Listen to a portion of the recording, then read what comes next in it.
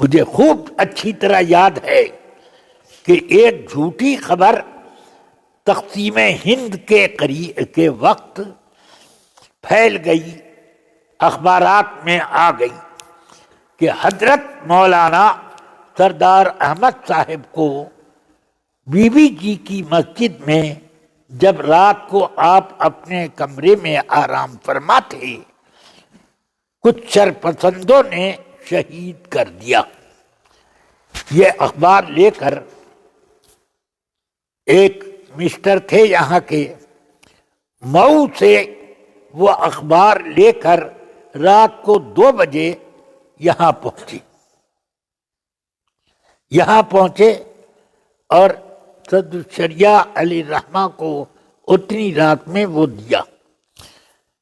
رات بھر حضرت صدر الشریعہ سوئے نہیں، پھر اعلان کروایا آپ نے صبح کہ سب لوگ باغ والی مسجد میں جمع ہو جائیں۔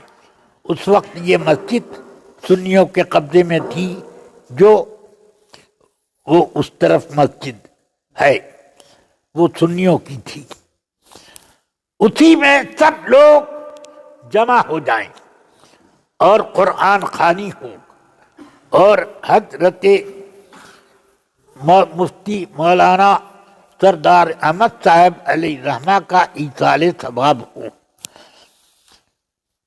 بہت مجمع ہوا، کیونکہ حضرت مولانا سردار احمد صاحب علیہ الرحمہ بار بار گھوسی تشریف لاتے اور کئی بار بڑی علمی شاندار زوردار آپ نے تقریریں بھی یہاں فرمائی ہیں،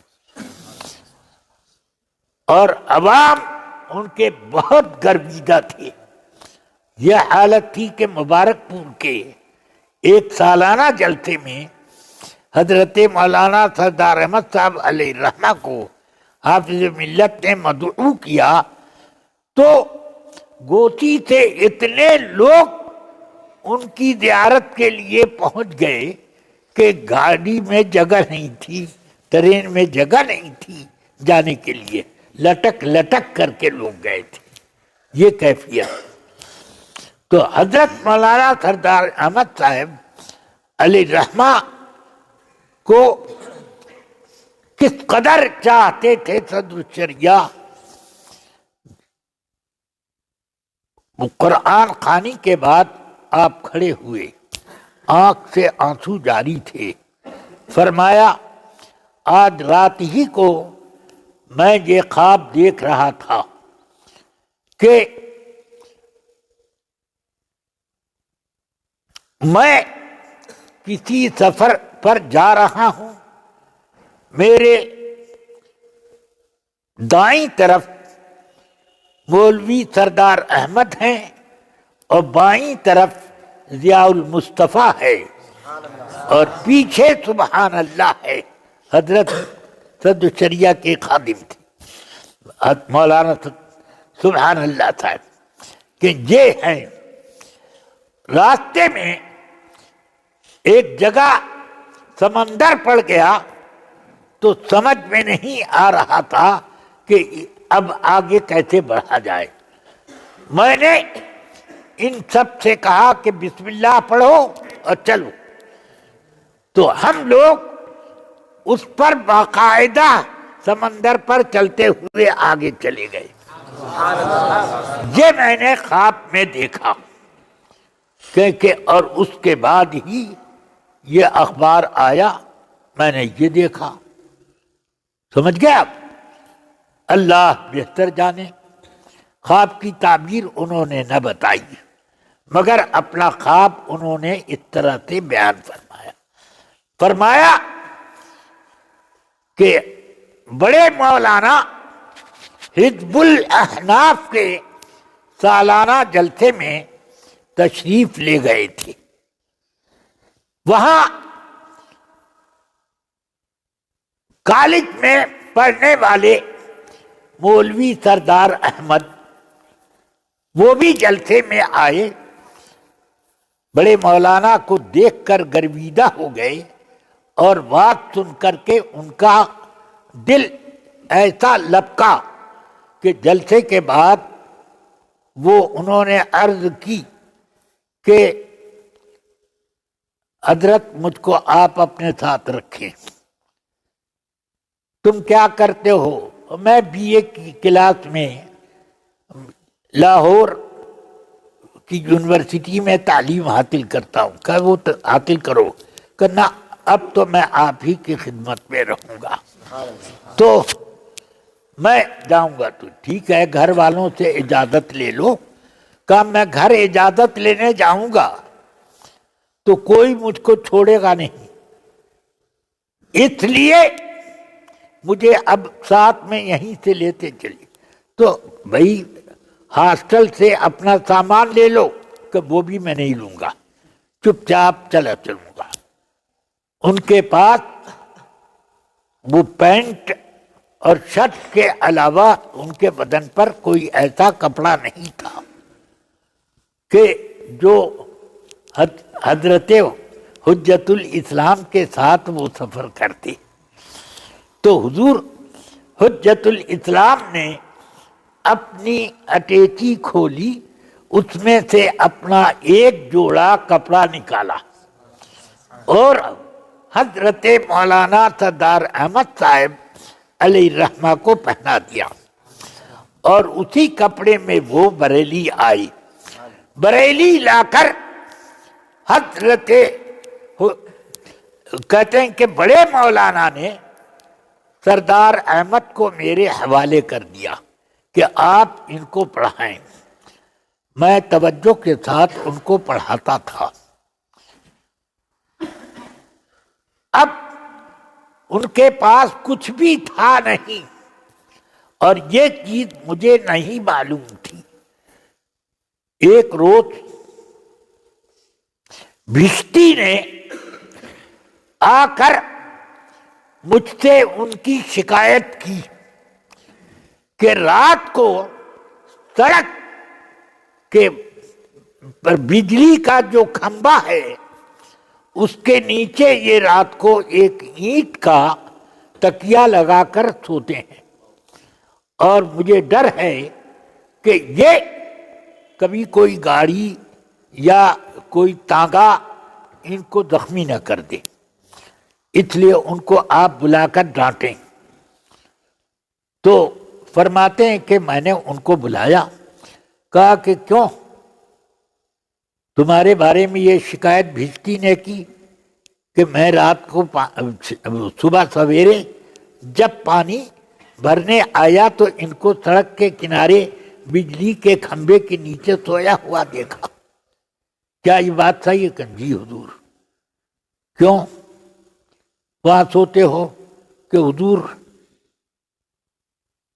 کیا کروں، میں روشنی نہیں پاتا ہوں، تو اس کھمبے کے نیچے لیٹ کر، اسی کھمبے کے نیچے بیٹھ کر میں کتاب اپنی پڑھتا رہتا ہوں۔ جب نیند آتی ہے تو میں لیٹ جاتا ہوں۔ کہ تم تکیہ اور بستر وغیرہ کہاں رکھتے ہو؟ کچھ نہیں بولے۔ میں نے کہا کہ تم کیا اپنے کمرے میں لالٹین جلا کر نہیں پڑھ سکتے؟ تو وہ چپ رہے۔ تو کہا کہ بھئی تم صاف صاف بتاؤ کہ حضور میرے پاس پیسہ نہیں ہے اتنا کہ تیل خرید لو۔ اچھا تمہارا بستر کہاں ہے؟ تو پھر چپ۔ تو اب ان کی آنکھ سے ٹپ ٹپ 2 آنسو گرے۔ میں نے کہا روتے کیا ہو؟ جو حقیقت ہے بتاؤ۔ کہ حضور میرے پاس کچھ بھی نہیں، میں ہوں اور مدرسے کی یہ کتابیں ہیں، بس۔ فرمایا ٹھیک ہے۔ اب اپنے گھر صدر الشریعہ علی رحمہ، وہاں بریلی میں جو گھر تھا وہاں گئے۔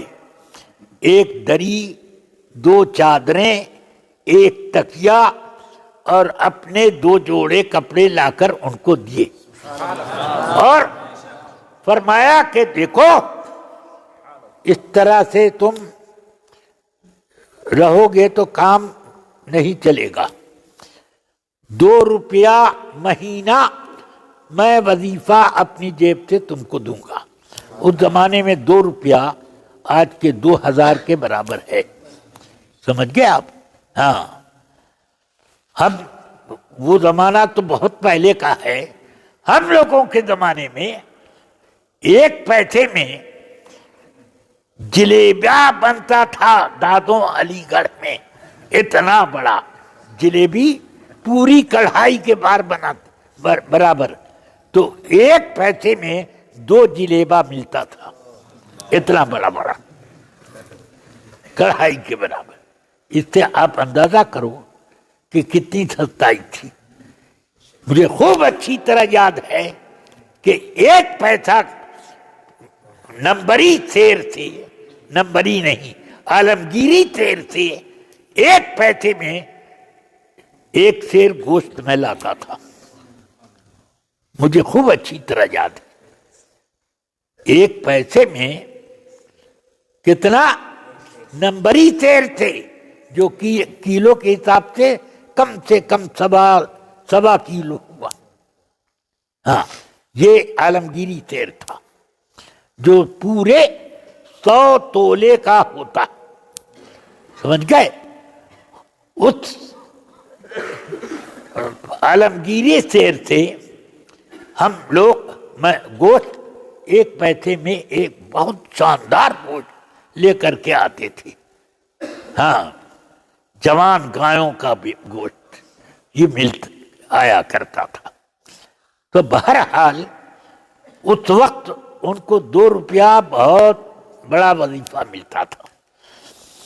خیر، حضرت علامہ سردار احمد صاحب قبلہ جب بریلی سے حضرت چلے آئے کہاں؟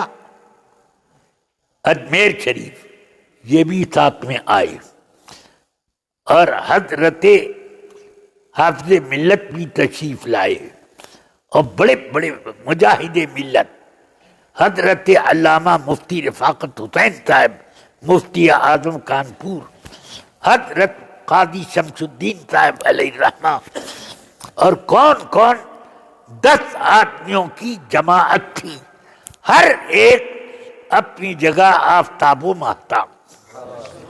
ہاں، اور حضرت صدر الشریعہ ان لوگوں کو فرماتے تھے کہ میری زندگی کی کمائی یہی لوگ ہیں، پڑھایا بہتوں کو مگر فرمایا کہ میری زندگی کی کمائی یہی لوگ ہیں، یہی جماعت ہے۔